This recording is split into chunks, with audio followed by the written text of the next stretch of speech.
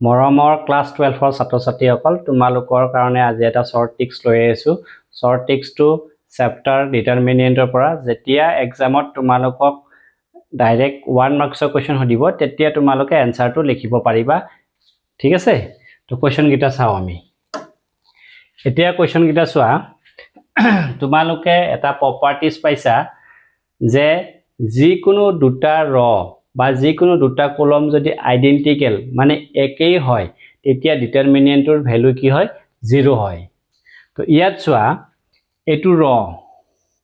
এটো ৰ লগত সেম আছে সেম চোৱা এটো 4 এটো 4 এটো 5 এটো 5 এটো 6 এটো 6 আছে তো এই ডিটাৰমিনেন্টৰ ভ্যালু তুমি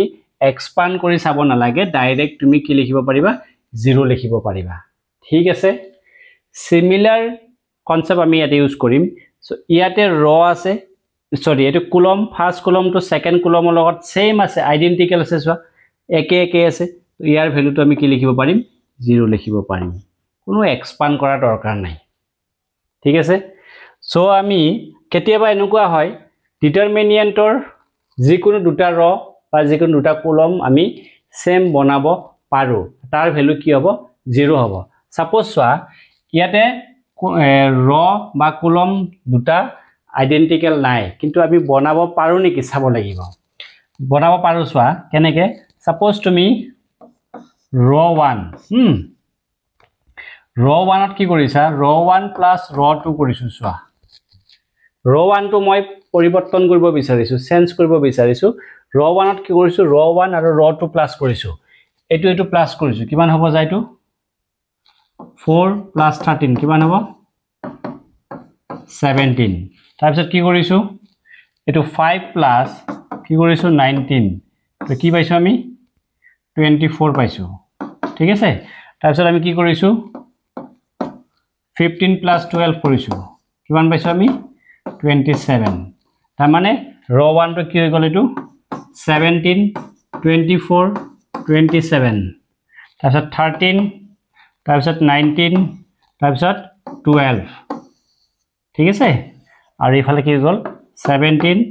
24 27 তো আলটিমেটলি কি হৈ গল এই দুটা এটো আৰু এটো ৰ কি হৈ গল সেম হৈ গল তো ভ্যালুটো কি হ'ব 0 হ'ব তোমালোকে এটো কৰি চাব না লাগে জাস্ট মই মেথডটো দেখুৱাই দিছো এতিয়া গম পাই যাব চাবা ঠিক আছে তাৰ মানে চাবা যে যিকোনো দুটা প্লাস কৰিলে বা মাইনাস কৰিলে বা মাল্টিপ্লাই কৰিলে একেই হয় নেকি যদি একেই হয় তেতিয়া হলে 0 লিখি দিবা দেখিলা এটো প্লাস কৰিলে এটো হয় এটো প্লাস কৰিলে এটো হয় এটো প্লাস কৰিলে এটো হয় তাৰ মানে ভ্যালুটো 0 লিখি দিবা ঠিক আছে এটো চাবা এতিয়া এটো প্লাস কৰিলে এটো হয় এটো প্লাস কৰিলে এটো হয় এটো প্লাস কৰিলে এটো হয় তো ভ্যালু 0 লিখি দিবা আৰামছে টেনশন নোহোৱাকে ক্লিয়াৰ তো এটো চোৱা এতিয়া চোৱা এটোৰ পৰা এটো মাইনাস কৰিলে এটো হয় এটোৰ পৰা এটো মাইনাস কৰিলে এটো হয় আৰু তোমাৰ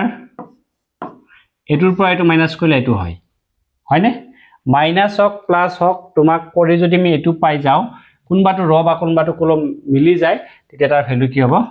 0 হ'ব ট্ৰিক্সটো বুজি পালানে ভাল লাগিলনে তো আৰামছে 1 মাৰ্কস তোমালোকে এক বিন্দাস ইজিলি পাই যাবা তোমালোকে সো ভিডিওটো লাইক কমেন্ট শেয়াৰ কৰি দিবা